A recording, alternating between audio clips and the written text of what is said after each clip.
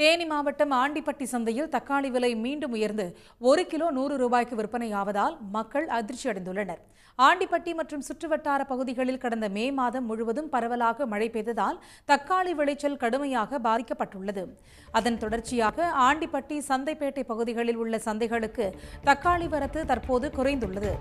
ஆடி மாதம் என்பதால் கோவில்களில் திருவிழா, அன்னதானம் நிகழ்வுகளுக்கு தக்காளி தேவையும் அதிகரித்துள்ளதால் விலையும் கடுமையாக உயர்ந்துள்ளது. 14 கிலோ கொண்ட கூடை தக்காளி 1300 ரூபாய்க்கு விற்பனையாகிறது. அதுவே சில்லறை விற்பனையில் 1 கிலோ 100 ரூபாய்க்கு விற்பனை செய்யப்படுவதால் மக்கள் அதிர்ச்சி அடைந்துள்ளனர்.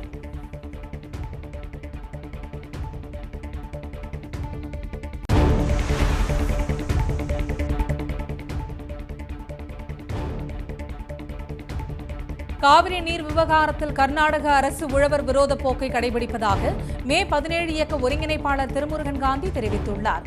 தஞ்சாவூர் மாவட்டம் கும்பகோணத்தில் செய்தியாளர்களை சந்தித்த அவர், கர்நாடக அரசை கண்டித்து டெல்டா விவசாயிகள் மட்டுமின்றி தமிழ்நாடு முழுவதும் மக்கள், மாணவர்களும் போராட்டத்தில் ஈடுபட வேண்டும் என்று திருமுருகன் காந்தி கேட்டுக் கொண்டார்.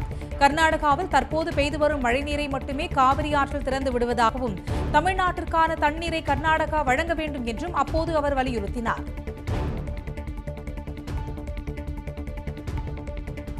நாம் இந்த காவிரி உரிமை மீட்டெடுப்பதற்கான பெரும் கடுமையான போராட்டத்தை நடத்தும். ஒவ்வொரு முறையும் டெல்டாவில் இருக்கக்கூடியவர்கள் மட்டும்தான் போராடக்கூடிய ஒன்றை நாம் பார்க்கின்றோம். அப்படி இல்லாமல் ஒட்டுமொத்த தமிழ்நாடும் இந்த போராட்டத்தில் இறங்க வேண்டும், களமிறங்க வேண்டும் என்பதை இந்த சமயத்திலே நாங்கள் தமிழ்நாட்டு மக்களுக்கு நினைவுபடுத்த விரும்புகிறோம்.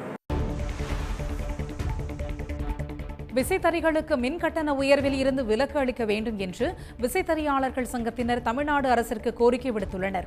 தற்போதைய மின் கட்டண உயர்வின்படி விசைத்தறிகளுக்கு யூனிட் ஒன்றிற்கு 25 காசுகள் உயர்த்தப்பட்டுள்ளன. இதனால் விசைத்தறியாளர்களுக்கு கூடுதல் சுமை ஏற்பட்டுள்ளதாகவும், ஏற்கனவே சீரற்ற நூல் விலை, தொழில் மந்தம், விற்பனை சரிவு போன்றவற்றால் கடும் நெருக்கடியில் உள்ள விசைத்தறி தொழில் மின் கட்டண உயர்வால் மேலும் பாதிப்படையும் என்றும் விசைத்தறியாளர்கள் தெரிவித்துள்ளனர்.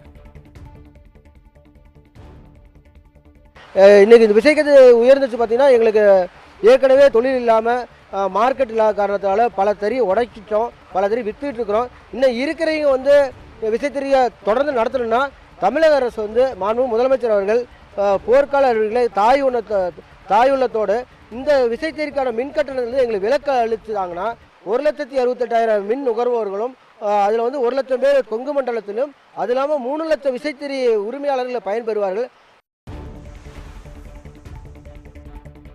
தமிழ்நாட்டில் கடந்த 7 நாட்களில் 568 பேர் டெங்குவால் பாதிக்கப்பட்டுள்ளதாக பொது சுகாதாரத்துறை தெரிவித்துள்ளது.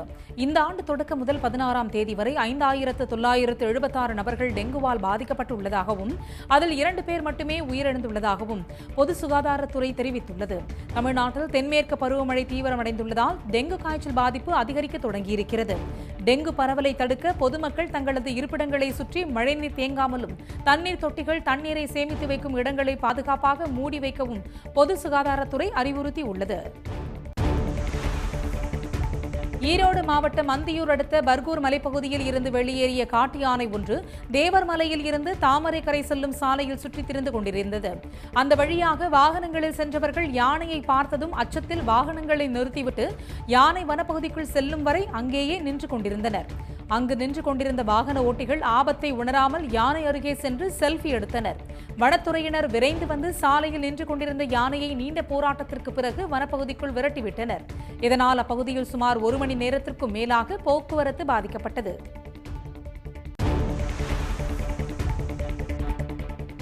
உடனுக்குடன் செய்திகளை தெரிந்து கொள்ள சன் நியூஸ் பெல் ஐகானை கிளிக் பண்ணுங்க.